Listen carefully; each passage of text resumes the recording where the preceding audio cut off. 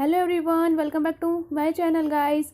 So we are back with another video. और आज के लेक्चर में हम लोग एक और नया थ्योरेटिकल क्वेश्चन डिस्कस करने जा रहे हैं। ये भी आपके एग्जाम में बहुत बार अक्सर पूछा ही जाता है, ठीक है। 10 ईयर में आपको बहुत बार मिल जाएगा, बहुत बार रिपीट हुआ हुआ ये क्वेश्चन। और ये है, what is liberal credit policy. Liberal credit policy क्या होती है, क्या इसके एडवांटेजेस हैं, या फिर इसको एक्सप्लेन करने को पूछ लेता है कभी कभी। तो इससे रिलेटेड एक क्वेश्चन आना ही आना है आपके एग्ज़ाम में, ठीक है। और ये जो क्वेश्चन है गाइज, ये मैनेजमेंट ऑफ रिसीवेबल वाले लेसन से है, जो कि अभी हमने कवर तो नहीं किया है, पर फिर भी मैं आपको समझा दूंगी। इजी लेसन है वो, जब हम इसे करेंगे आसानी से कवर कर लेंगे। बहुत इजी क्वेश्चंस होते हैं इसके, ठीक है। तो बात करते हैं अपने थ्योरेटिकल क्वेश्चन की तरफ, ठीक है। सो जो ये क्वेश्चन है, व्हाट इज़ क्रेडिट पॉलिसी। तो सबसे पहले मैं आपको एक छोटा सा बेसिक सा इंट्रो देती हूँ कि क्रेडिट पॉलिसी क्या होती है। देखो, जब हम कोई भी बिज़नेस हम स्टार्ट करते हैं तो हम कुछ ना कुछ प्लान करते हैं कि हम क्रेडिट पे माल बेचेंगे या नहीं बेचेंगे। क्रेडिट तो आप समझते होंगे, मतलब उधार माल देंगे या नहीं देंगे। तो अगर हम क्रेडिट पे उधार माल देना चाहते हैं तो हमें क्या क्रेडिट पीरियड देना है अपने कस्टमर्स को, और अगर नहीं चाहते तो क्यों नहीं चाहते, इससे क्या फ़ायदा होगा अगर हम नहीं देंगे तो, या क्या नुकसान होगा, कुछ भी जो भी है वो सब, ये सब इसमें आता है। अगर देखो, अगर हमारा बिजनेस है और हम क्रेडिट पे अगर माल देते हैं, सबसे पहले हमें ये डिसाइड करना है वेदर टू गिव क्रेडिट और नॉट। हम क्रेडिट पे माल दे ना दे, ठीक है। अगर देना है, इफ़ यस, तो हमें क्या करना है, if to give credit then what should be the credit period. तो क्रेडिट पीरियड क्या देना चाहिए, मतलब उनको कितना समय, 1 महीना 2 महीना, कितना टाइम दे कि वो हमारा जो पैसा है जिस पर हमने सेल किया वो हमें रिटर्न कर दे, मतलब हमें पेमेंट कर दे एक तरीके से, ठीक है। तो अब सुनो एक बात और, इससे क्या होता है, हमारी सेल्स बढ़ती है। अगर हम क्रेडिट पॉलिसी लाते हैं या क्रेडिट पे माल देते हैं तो हमारा क्या होता है, सेल बढ़ता है। अब कुछ बच्चे कहते हैं मैम सेल कैसे बढ़ता है, ये क्या बात हुई कि सेल बढ़ेगा क्रेडिट पॉलिसी से। तो मैं छोटा सा एग्जांपल देके आपको समझाने की कोशिश करती हूँ। सपोज़ कभी कभी हम मार्केट जाते हैं और मार्केट में हम देखते हैं हमें बहुत सारा सामान होता है जो पसंद आता है। तो हम सपोज़ कोई वॉशिंग मशीन है, वो हमें बहुत अच्छी लगी, हमें पसंद आई, या कोई और चीज़ है, जो भी आपको मन करे आप उसका एग्जांपल लो, और वो सपोज़ है 1.5 लाख रुपए का, ठीक है। आपको बहुत अच्छा लगा, आपको बहुत ही अच्छा लगा, आपको लगा कि हाँ मैं ऐसे फ़ौरन खरीद लूँ, लेकिन अभी आपको पता नहीं था कि उसकी कॉस्ट जो है वो 1.5 लाख रुपया है। तो आपने सोचा कि चलो मैं पता करता हूँ उसका क्या प्राइस है, ठीक है। तो इतने में सेल मैनेजर आए, उन्होंने बोला हाँ बढ़िया प्रोडक्ट है एकदम, वॉशिंग मशीन बहुत ही बढ़िया, आप ले लो। तो आपने पूछा कि भाई क्या प्राइस है इसका, तो उन्होंने कहा 1.5 लाख है। फिर आपने सोचा यार वॉशिंग मशीन तो बहुत महंगी है, 1.5 लाख की, नहीं नहीं सही नहीं है, और ये हमारे घर के लिए बहुत बड़ी भी है, फंक्शंस के अलग है, फीचर्स अलग है, ऑपरेट करने में प्रॉब्लम होएगी। तो इसका मतलब आपने जब प्राइस सुना 1.5 लाख तो आपको लगा नहीं नहीं ये तो अफोर्डेबल नहीं है, तो आप उसको उसमें कमियाँ निकालने लग गए, ठीक है। तो आप समझ पा रहे हो ना, मतलब प्राइस सुन के कस्टमर को मतलब थोड़ा सा लगता है कि नहीं वो सेल मतलब नहीं लेगा, प्रोडक्ट जो है परचेज नहीं करेगा, इस तरीके से ऐसा होता है, ठीक है। तो सेल मैनेजर बहुत तेज़ था, वो आप लोगों की तरह था तेज, ठीक है। तो उसने सोचा कि ये तो लगता है कस्टमर चला जाएगा, सेल होगा नहीं, तो मैं एक काम करता हूँ, मैं इसे कहता हूँ कि सर आप एक काम करिए कि आप 50% अभी पेमेंट कर दीजिए, 50% 1 महीने बाद पेमेंट कर दीजिएगा, ठीक है। मतलब 1.5 लाख का था तो 75 अभी दे दो, 75 बाद में दे देना। तो फिर अब उसने कस्टमर ने फिर विचार किया यार वॉशिंग मशीन तो है तो बहुत अच्छी, और 75 देने अभी, लेकिन नहीं ज़्यादा है, क्योंकि उनके लिए 75 भी थोड़े अफोर्डेबल नहीं थे, ठीक है। तो फिर सेल मैनेजर फिर तेज था, फिर उसने चालाकी पकड़ी, उसने कहा कि सर एक काम करिए 50% जो है आप 6 इंस्टॉलमेंट में दे देना, मतलब 25 इस तरीके से करके आप दे देना, ठीक है। तो फिर उसने कहा कि चलो ठीक है, फिर हम परचेज कर लेते हैं। तो उसको क्या हुआ, क्रेडिट मतलब उसने टाइम दे दिया, क्रेडिट पीरियड दे दिया कि 50% अभी पेमेंट कर दो, बाकी का जो 50% है आप उसको मंथली दे सकते हो। तो इससे सेल बढ़ता है। तो कस्टमर को थोड़ा ये हो गया कि चलो सारा पैसा मुझे एक बार में अभी नहीं देना है, और मैं इसको इंस्टॉलमेंट में खरीद सकता हूँ, ठीक है। तो इस तरीके से इसकी सेल बढ़ती है, ठीक है। अब आपको समझ में आ गया कि सेल के लिए कैसे ये प्रमोटेड है, ये सेल को कैसे बढ़ाता है क्रेडिट पॉलिसी, ये सब सेल को बढ़ाता है, और ये ज़्यादातर बिजनेस में चलता ही है, ठीक है। बात ये होती है कि क्रेडिट पॉलिसी जो हम अपना रहे हैं वो किस तरीके से अपना, लिबरल होनी चाहिए, टाइट होनी चाहिए, या फिर हमें कितना टाइम पीरियड देना चाहिए, वो सब कैसे हम डिटरमाइन करते हैं, ठीक है। इसमें हमारे कस्टमर भी लॉयल होने चाहिए, अगर लॉयल नहीं है तो फिर हमारा तो लॉस हो जाएगा, ठीक है। तो छोटा सा होता है ये कॉस्ट बेनिफिट एनालिसिस। इसके अकॉर्डिंग हम जो होते हैं डिसाइड करते हैं कि हम मतलब क्रेडिट पीरियड दे कितना दे, इस तरीके से डिसाइड करते हैं। अगर हमारा जो कॉस्ट है, मतलब जो हमारा जो प्रोडक्ट है उसका जो कॉस्ट है, अगर हमें लग रहा है कि कॉस्ट ज़्यादा है और बेनिफिट कम है हमें, तो फिर हम उस पर नहीं अलाउ करेंगे। और हमें लगता है कि नहीं, कॉस्ट कम है और बेनिफिट ज़्यादा है, तो हम उस पर अलाउ करेंगे। ठीक है। Thus, a business organization has to compare the cost and benefit of giving the credit and choose the one of which enable it to earn maximum profit। तो मतलब जो ऑर्गेनाइजेशन होती है वो हमेशा प्रॉफिट देखती है कि ज़्यादा से ज़्यादा प्रॉफिट कहाँ हमें मिल रहा है, और वो उसके अकॉर्डिंग डिसीजन ले लेती है। ठीक है, क्लियर हो गई आपको ये बात? सिंपल सा मतलब ये है, जो क्रेडिट पॉलिसी होती है वो मतलब हमें क्या करती है, देखो मैं आपको बताती हूँ। अगर हमारा बिजनेस है, अगर सपोज आपका बिजनेस है, तो क्या क्या होगा, आप क्रेडिट पे माल देना पसंद करेंगे? नहीं, ये सब आपको देखना होगा। ठीक है, आप क्रेडिट पे माल किसी को देंगे तो किस तरीके की पॉलिसी रखेंगे? ठीक है, ये सब इसमें आता है।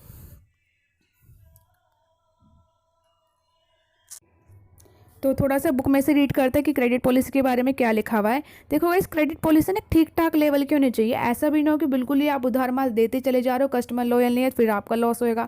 ऐसा भी नहीं कि आप बिल्कुल उधार माल दे नहीं रहे, तो फिर आपका सेल भी नहीं बढ़ेगा और ना ही सेल हो पाएगा। तो क्रेडिट पॉलिसी तो आपको अपनानी ही होती है, तो एक ऑप्टिमम लेवल की होनी चाहिए वो। ठीक है, देखो क्या लिखा है, formulation of optimum credit policy. A firm needs to clear policy regarding as to whether the credit should be allowed to customer, and if yes, to what extent, कितने टाइम तक। Credit standard are set of making the such decision. Credit analysis procedure are also developed for evaluating the credit worthiness of the customer. Therefore, a credit policy has two dimensions. Credit policy के दो dimensions होते हैं कि अगर credit policy हम अपनाने तो कितनी लगभग हमें कस्टमर से किस तरीके से डील करना है। ठीक है, एक होता है क्रेडिट स्टैंडर्ड, एक होता है क्रेडिट एनालिसिस। तो मैं आपको इनको शॉर्ट में समझाती हूँ। ठीक है, अगर मैं सब कुछ पढ़ के समझाऊंगी, मुझे अभी आगे भी समझाना है, तो वीडियो बहुत बड़ा हो जाएगा। तो क्रेडिट स्टैंडर्ड में ये आता है, जैसे कभी कभी होता है ना, हम कुछ गिरवी रख देते हैं इसके बदले। जैसे होता है, अगर आप हम देखो, जैसे क्या होता है, अगर हम कोई सामान लेने जाते हैं तो कोई ना कोई सिक्योरिटी हमें रखनी पड़ती है, उसके बदले हम वो चीज़ हमें मिल जाती है, और जब तक हम उसके पैसे दे देते हैं तो वो हमें वापस उसकी सिक्योरिटी रिटर्न कर देते हैं। इस तरीके से जब होता है तो ये क्रेडिट स्टैंडर्ड के अंदर आता है। ठीक है, क्लियर है?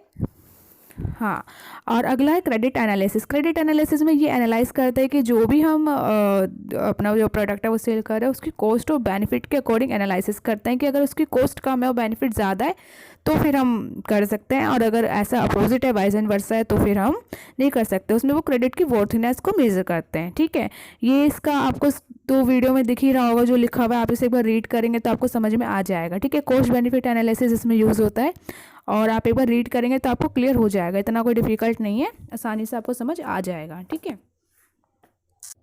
ज़्यादातर यही है कि जो भी कस्टमर है, अगर हम उसे जो प्रोडक्ट सेल कर रहे हैं, तो पहले तो उसको अच्छे से एग्जामिन करें कि वो हमारा पैसा देने में सक्षम भी है या नहीं है, या फिर उसने पहले कोई कहीं पे कुछ ऐसा करा हो जिसका पैसा ही नहीं चुकाया हो।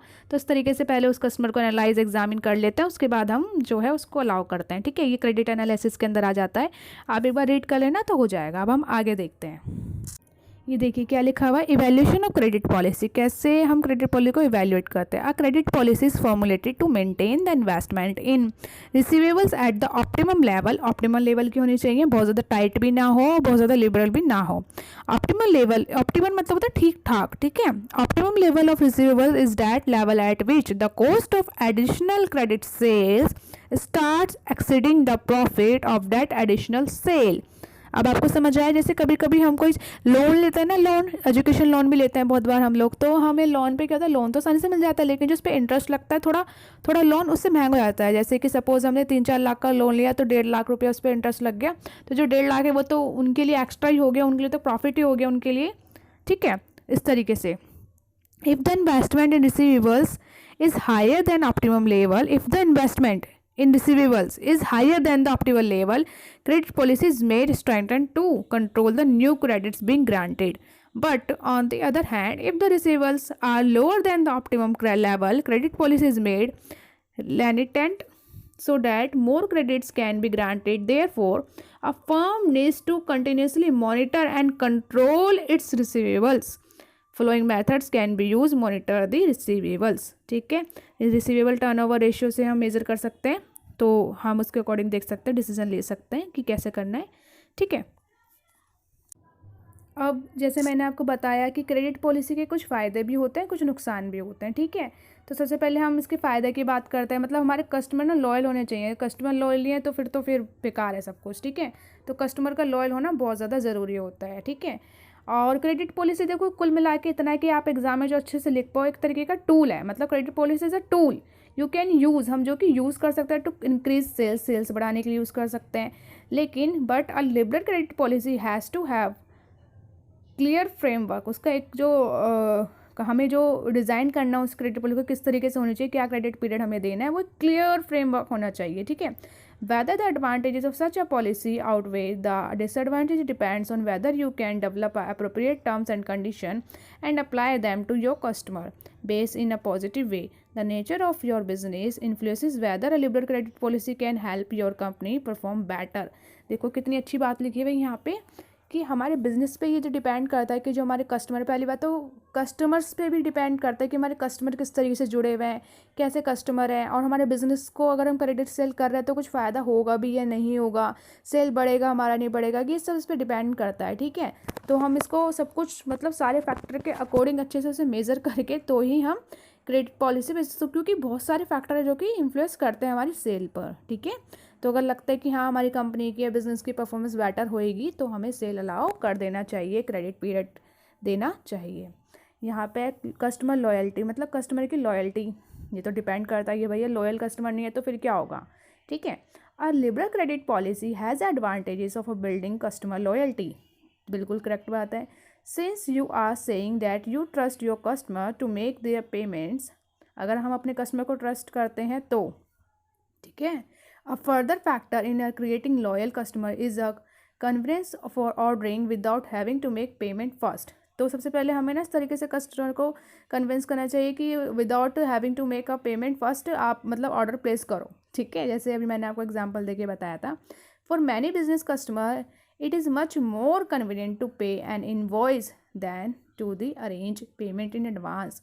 To take advantage of your liberal credit policy you have to make it easy for your customer। तो हमें क्रेडिट पॉलिसी को ईजी बनाना होता है कस्टमर्स के लिए, टू प्लेस दी ऑर्डर, ताकि वो आसानी से अपना ऑर्डर प्लेस कर सके। Taking order over the phone और by mail helps you apply the exploit the advantages of your credit policy. ठीक है।